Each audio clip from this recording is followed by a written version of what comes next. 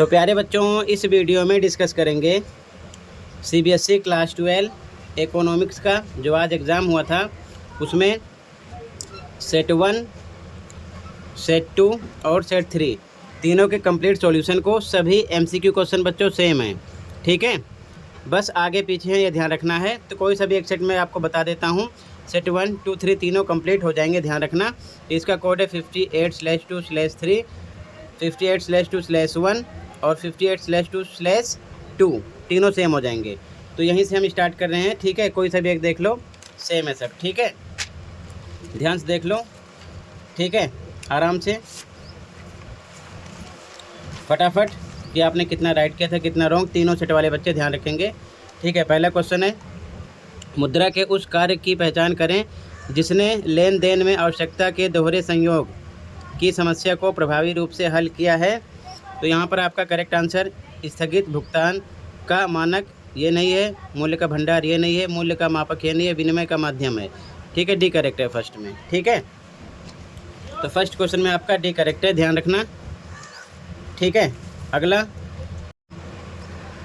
Question second है, Canada व England के मध्य संचालित एयर इंडिया के विमानों से प्राप्त आय डैश की घरेलू आय में जोड़ी जाएगी। तो यहाँ पर कनाडा व इंग्लैंड दोनों, या फिर भारत, ठीक है। डी करेक्ट है, यहाँ पर आपका इंडिया हो जाएगा, ठीक है, इंडिया। आगे देखो, क्वेश्चन है थर्ड, इसमें आपका सही उपभोग फलन का चयन करना था। तो करेक्ट आंसर सी है, ठीक है। C = 100 + 0.8 y, ठीक है। डी करेक्ट है इसमें आपका, ठीक है।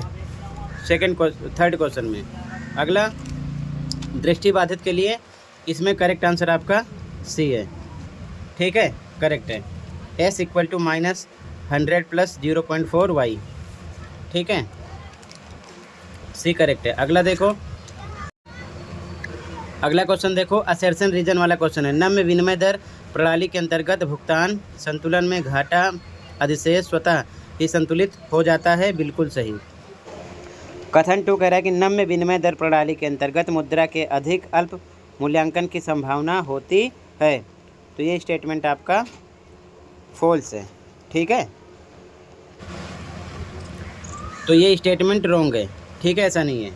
तो कथन 1 सही है, कथन 2 गलत है, ए करेक्ट है, ठीक है। यहाँ पर आपका ए करेक्ट हो जाएगा, ठीक। फोर्थ में आपका ए करेक्ट है। Statement 1 is true and statement 2 is false. ये ट्रू है और ये आपका ये वाला स्टेटमेंट फॉल्स है, ठीक है। आगे देखो ध्यान से, अगला क्वेश्चन 5वां। सुमित ने अपने बचत खाते में 10 लाख रुपए जमा किए थे। उनके द्वारा की गई यह जमा राशि मुद्रा आपूर्ति के M1 माप में डैश का एक हिस्सा है। तो किसका हिस्सा है?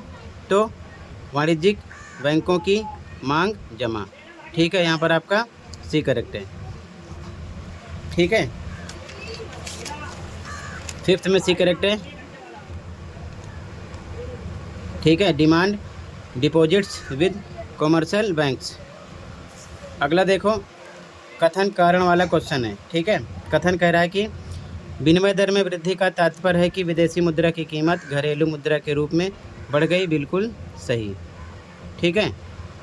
कारण व्यापार संतुलन विदेशी मुद्रा के अंतर्वाह व बहिर्वाह को दर्ज करता है, बिल्कुल सही, ठीक है। लेकिन इसका इससे कोई मतलब नहीं है, ठीक है। तो बी लगा देंगे, ठीक है।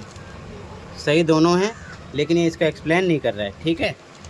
तो यहाँ पर भी करेक्ट है, ठीक है। दोनों स्टेटमेंट आपके ट्रू हैं, बट जो रीज़न है असर्शन का एक्सप्लेन नहीं कर रहा है, ठीक है। तो यहाँ पर आपका बी करेक्ट है।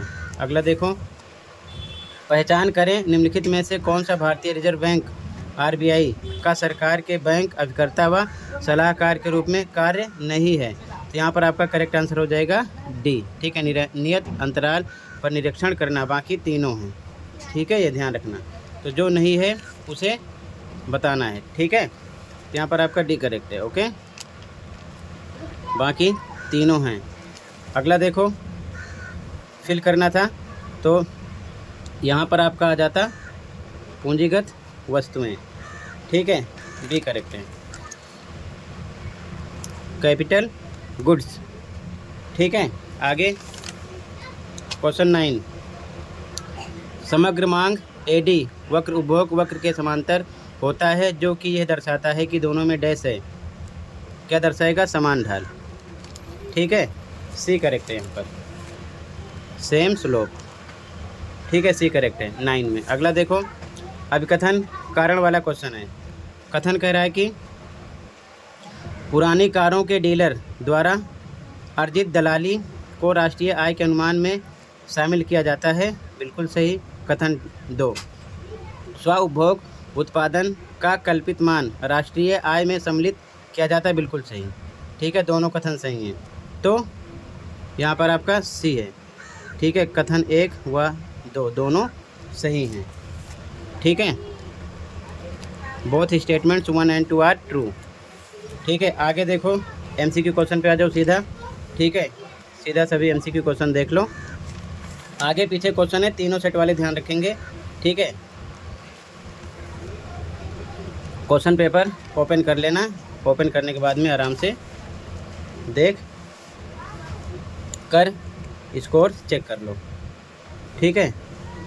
ध्यान से देखो, सेक्शन बी पर आ जाओ, ठीक है। सेक्शन बी का पहला क्वेश्चन 18, डैश द्वारा औपनिवेशिक काल के दौरान भारत की राष्ट्रीय तथा प्रति व्यक्ति आय का किया गया आकलन अत्यंत महत्वपूर्ण माना जाता है। तो यहाँ पर बी ऑप्शन करेक्ट हो जाएगा, ठीक है। तो यहाँ पर आपका बी करेक्ट है, बी के आर बी राव, ठीक है। आगे देखो, अगला क्वेश्चन है, कॉलम फर्स्ट में दिए गए बेरोजगारी रोजगारी के प्रकारों को कॉलम सेकंड में दी गई संबंधित विशेषताओं से मिलान कर सही युग्म का चयन करें, ठीक है। तो यहाँ पर आपका फोर्थ करेक्ट हो जाएगा, डी ऑप्शन सही होगा इसके अकॉर्डिंग, ठीक है।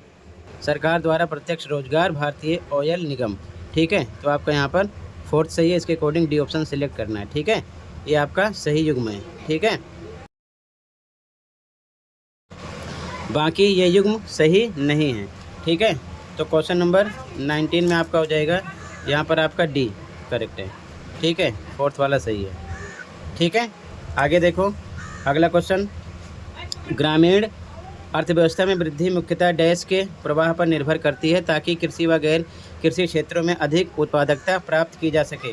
तो यहाँ पर आपका करेक्ट आंसर हो जाएगा पूंजी पर, ठीक है ना। बाकी सड़क निर्माण, वाहन, प्रापड़, हरित स्थिति नहीं है।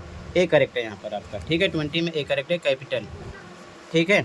आगे देखो ध्यान से, सुधारों के प्रारंभिक चरण में साख बाजार के विकास हेतु ब्याज दरों में प्रशासनिक हस्तक्षेप आवश्यक व वांछित दोनों होते हैं। पहचाने की उपरोक्त सुधार किस क्षेत्र के अंतर्गत लागू किए गए हैं? तो कर सुधार नहीं, औद्योगिक क्षेत्र सुधार नहीं, विदेशी क्षेत्र सुधार नहीं है, वित्तीय क्षेत्र सुधार। सी करेक्ट है यहाँ पर आपका, ठीक है। यहाँ पर आपका सी करेक्ट हो जाएगा, फाइनेंशियल सेक्टर रिफॉर्म्स, ठीक है। सी करेक्ट है यहाँ पर। आगे देखो ध्यान से, अगले क्वेश्चन पे आ जाओ, क्वेश्चन नंबर 22। क्वेश्चन नंबर 22 है, ध्यान से देखो, असर्शन रीजन वाला क्वेश्चन है, ठीक है। अभिकथन है, कृषि प्रसंस्करण उद्योग, खाद्य प्रसंस्करण उद्योग और जैसे गतिशील उप क्षेत्रों में वैकल्पिक रोजगार के अवसर उत्पन्न करने की क्षमता होती है। सही बात। कारण, पुरुष सामान्यतः गैर कृषि क्षेत्र में नौकरियों की तलाश करते हैं, परंतु हाल ही में महिलाएं भी ऐसी नौकरियों की ओर अग्रसर हुई। बिल्कुल सही, लेकिन इसका इससे कोई मतलब नहीं। कथन दोनों सही है, ठीक है। तो भी लगाओगे, ठीक है। आप अभिकथन कारण दोनों सही है, लेकिन कारण अभिकथन की सही व्याख्या नहीं है। यहाँ पर आपका बी करेक्ट हो जाएगा, both assertion and reason are true but R is not correct explanation of assertion A, ठीक है। आगे आ जाओ, अगला क्वेश्चन है, भारत का तीव्र ढाल या ढलान वाला शिक्षा पिरामिड ये दर्शाता है कि, क्या दर्शाता है? यही दर्शाता है कि उच्च शिक्षा तक पहुंचने वाले लोगों की संख्या बहुत कम है, ठीक है। यहाँ पर आपका डी करेक्ट है, few less number of people reaching higher education, ठीक है। डी करेक्ट है यहाँ पर, सॉरी, ठीक है। डी करेक्ट हो जाएगा। आगे देखो, चीन ने डैश नीति अपनाई जिसमें कृषकों व उद्योगों में सरकार द्वारा निर्धारित कीमतों पर कुछ मात्रा में वस्तुओं का क्रय विक्रय होता है, जबकि शेष लेन देन बाजार मूल्य पर होता है। तो इसे हम क्या बोलेंगे? दोहरी मूल्य निर्धारण, ठीक है। ए करेक्ट हो जाएगा यहाँ पर आपका, डुअल प्राइसिंग, ठीक है। यहाँ पर आपका ए करेक्ट है। आगे देखो ध्यान से, अगला क्वेश्चन, डायग्राम पहचानना है यहाँ पर क्या हो रहा है। तो ये ग्रामीण क्षेत्र में गोबर गैस, ठीक है, डी करेक्ट है। बाकी पवन ऊर्जा, गैर पारंपरिक ऊर्जा स्रोत, शहरी क्षेत्र में CNG, ये तीनों रॉन्ग है, डी करेक्ट है यहाँ पर, ठीक है। गोबर गैस इन रूरल एरियाज, ठीक है। अगला देखो क्वेश्चन दृष्टिबाधित वाला। यदि एक राष्ट्र मॉनिट्रियल प्रोटोकॉल के नियमों की अवहेलना करता है तो इसके संभावित दीर्घकालीन व जैविक परिणाम डैश होंगे। तो पहला ऑप्शन है तीव्र वन कटाई, ये नहीं है, ठीक है, आपका रॉन्ग है। दूसरा त्वचा कैंसर की वृद्धिमान संभावना ये है, ठीक है, पहला रॉन्ग है, आपका ध्यान रखना, ठीक है। दूसरा सही है। तीसरा ग्रीन हाउस प्रभाव के कारण वैश्विक तापमान में वृद्धि, ये भी है। अगला अम्लीय वर्षा की संभावना, ये भी है। तो कौन सा सही हो गया?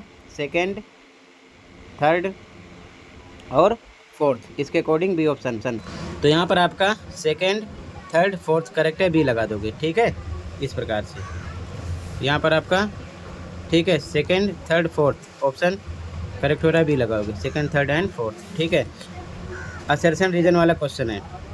असर्शन जैविक कृषि में गैर मौसमी फसलों के उत्पादन के विकल्प काफ़ी सीमित होते हैं, बिल्कुल सही। कथन 2 है जैविक कृषि महंगे कृषि आगतों को स्थानीय स्तर पर उत्पादित जैविक आगतों से प्रतिस्थापित करने में सहायता करती है, बिल्कुल सही। तो कौन सा ऑप्शन लगाओगे? सी। कथन 1 और 2 दोनों सही हैं, ठीक है। Statement 1 and 2 both are true, C हो जाएगा यहाँ पर आपका, ठीक है। आगे देखो ध्यान से। अगला शिक्षा प्रदान करती है, क्या प्रदान करती है शिक्षा? वैज्ञानिक प्रकृति, हाँ। आविष्कार व नवाचार को प्रोत्साहन, हाँ। नई तकनीकी को अपनाने की क्षमता, हाँ। तो डी सही हो गया, ठीक है, तीनों सही हैं, ठीक है, यहाँ पर डी हो गया। तो टोटल मैंने सभी MCQ क्वेश्चन तीनों सेट के एक साथ कंप्लीट कर दिए। आगे पीछे सेम क्वेश्चन है, मैंने चेक कर लिया है, आप आराम से देख लो, ठीक है ना। और कितना सही किया कमेंट सेक्शन में बताना बच्चों। टोटल ये कंप्लीट हुआ, ठीक है। कहीं पर कोई डाउट है कमेंट कर सकते हो। मिलते हैं अगली वीडियो में। Thank you for watching and take care.